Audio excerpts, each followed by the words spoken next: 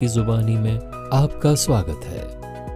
आज की कहानी है क्लर्क की मौत। लेखक हैं प्रसिद्ध रूसी लेखक अंतोन चेखव। हिंदी में अनुवाद है अनिल जनविजय द्वारा। आइए कहानी सुनते हैं। वो एक सुंदर रात थी जब होशियार क्लर्क इवान दिमित्रिच चिरविकोफ अव्वल दर्जे की दूसरी पंक्ति में बैठकर दूरबीन की मदद से लक्लाशे द कर्निविल, फ्रांसीसी भाषा में कर्निविल शहर के घंटे को कहा जाता है, नाटक का आनंद ले रहा था। वो खेल देख रहा था और अपने को सबसे सुखी मनुष्य समझ रहा था जब यकायक एक घिसा पिटा मुहावरा हो गया है, किंतु लेखकों के सामने उसका प्रयोग करने के अलावा चारा ही क्या है, क्योंकि जिंदगी ही अचंभों से भरी है। तो यकायक उसका चेहरा सिकुड़ गया, उसकी आंखें आसमान की ओर चढ़ गईं, उसकी सांस रुक गई। वो दूरबीन से मुंह हटाकर अपने स्थान पर दोहरा हो गया और छींक कहने का मतलब है ये कि उसे छींक आ गई। यूं तो हर किसी को जहां चाहे छींकने का हक है। किसान, धाने का दरोगा, यहां तक कि प्रिवी काउंसिल के मेंबर तक छींकते हैं। हर कोई छींकता है, हर कोई। चिरविकोफ को इससे कोई झेप नहीं लगी।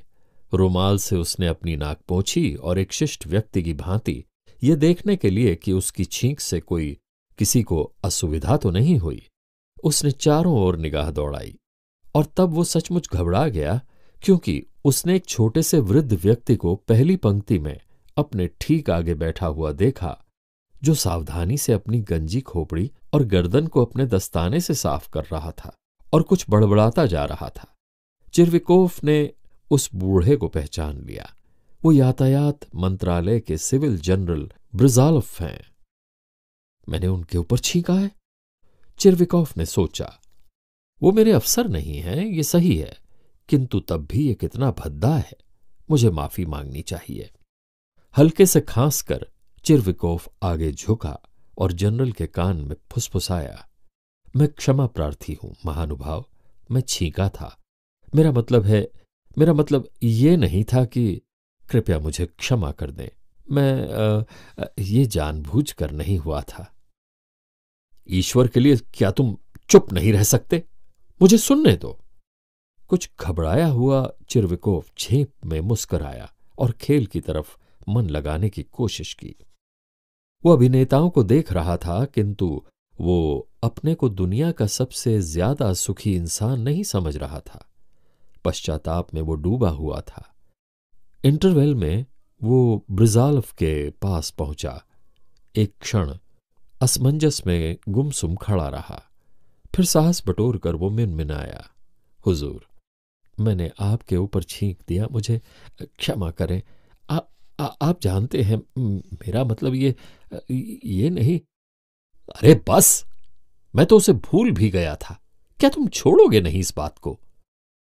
जनरल ने कहा। बेसब्री से उसका होठ फड़क रहा था।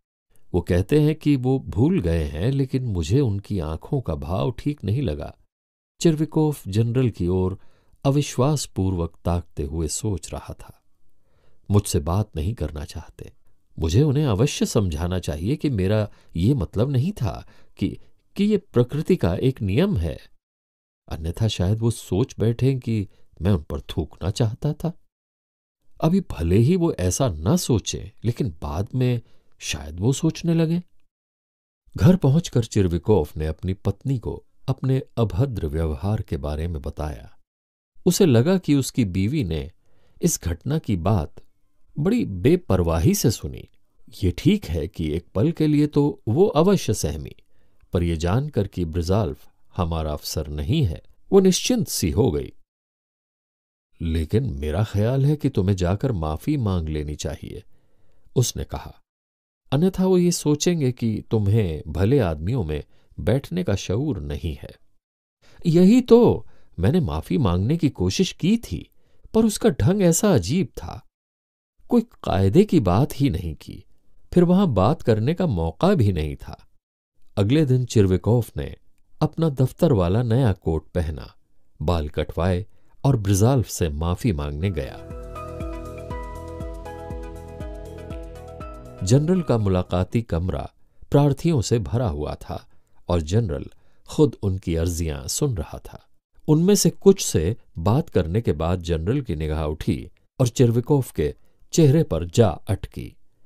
हुजूर, कल रात आर्केडिया में, अगर आपको याद हो, क्लर्क ने कहना शुरू किया, मुझे छींक आ गई थी और ऐसा हुआ। मैं क्षमा चाहता हूं सर। उफ, क्या बकवास है, जनरल ने कहा और दूसरे आदमी की ओर मुड़ा। मेरी बात सुनते नहीं? डर से पीले पड़ते हुए चिरविकोव ने सोचा। इसका मतलब है कि वो मुझसे बहुत नाराज हैं। बात यहीं खत्म नहीं की जा सकती। मुझे ये बात उन्हें समझाई देनी चाहिए। जब जनरल अंतिम प्रार्थी से बात करके अपने निजी कमरे की ओर जाने के लिए मुड़ा, चिरविकोव उनके पीछे भिनभिनाता हुआ जा पहुंचा। हुजूर, मुझे माफ करें। हार्दिक पश्चाताप होने के कारण ही मैं आपको कष्ट देने का दुस्साहस कर पाया हूं। ऐसा लगा मानो जनरल चीख पड़ेंगे। हाथ हिलाकर, तुम मेरा मजाक उड़ा रहे हो जनाब, कहकर दरवाजे के पीछे छिप गया। मजाक? चिरविकोव ने सोचा।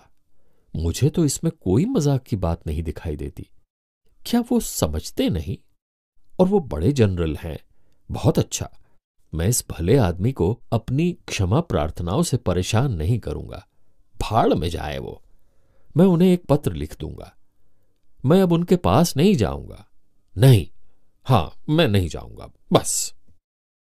ऐसे ही विचारों में डूबा चिरविकोव वापस घर पहुंचा, पर उसने पत्र नहीं लिखा। उसने बहुत सोचा विचारा, लेकिन वो ये तय नहीं कर पाया कि बात किन शब्दों में लिखी जाए। अतः अगले दिन फिर उसे मामला साफ करने के लिए जनरल के पास जाना पड़ा। श्रीमान, मैंने कल आपको कष्ट देने की जो हिम्मत की थी। जब जनरल ने उस पर प्रश्न सूचक निगाह डाली तो उसने कहना शुरू किया, आप पर हंसने के लिए नहीं, जैसा कि हुजूर ने कहा, मैं आपके पास माफी मांगने आया था कि आपको मेरी छींक से कष्ट हुआ। जहां तक आपका मजाक उड़ाने की बात है, मैं ऐसी बात कभी सोच भी नहीं सकता। मैं ये हिम्मत कैसे कर सकता हूं? अगर हम लोगों के दिमाग में ऐसे लोगों का मजाक उड़ाने की बात घर कर जाए तो फिर सम्मान की भावना कहां रह जाएगी? बड़ों की कोई इज्जत ही नहीं रह जाएगी। निकल जाओ यहां से! गुस्से में कांपते लाल पीले हो जनरल चीखा। भय से स्तंभित हो चिरविकोव फुसफुसाया, क्या? पैर पटकते हुए जनरल दोहराया, निकल जाओ! चिरविकोव को लगा जैसे उसके भीतर तड़ाक से कुछ टूट गया हो, दिल डूब रहा हो। जब वो लड़खड़ाते हुए पीछे चलकर दरवाजे तक पहुंचा, दरवाजे से बाहर आया और सड़क पर चलने लगा, तब वो न कुछ देख रहा था न सुन रहा था। संज्ञा शून्य, यंत्र चालित सा वो सड़क पर बढ़ता गया। घर पहुंचकर वो दफ्तर वाला कोट पहने ही जैसे का तैसा सोफे पर लेट गया और मर गया। अभी आप सुन रहे थे अतुल विश्नोई के स्वर में अंतोन चेखव की लिखी हुई कहानी क्लर्क की मौत। अनुवाद था अनिल जनविजय का। कहानियों की दुनिया का अगला संस्करण सुनने के लिए कृपया हमारे YouTube चैनल को सब्सक्राइब करें और बेल आइकन को दबाएं। दोस्तों, इस कार्यक्रम को और अधिक दिलचस्प बनाने के लिए हम आपके सुझावों और टिप्पणियों का स्वागत करते हैं। धन्यवाद।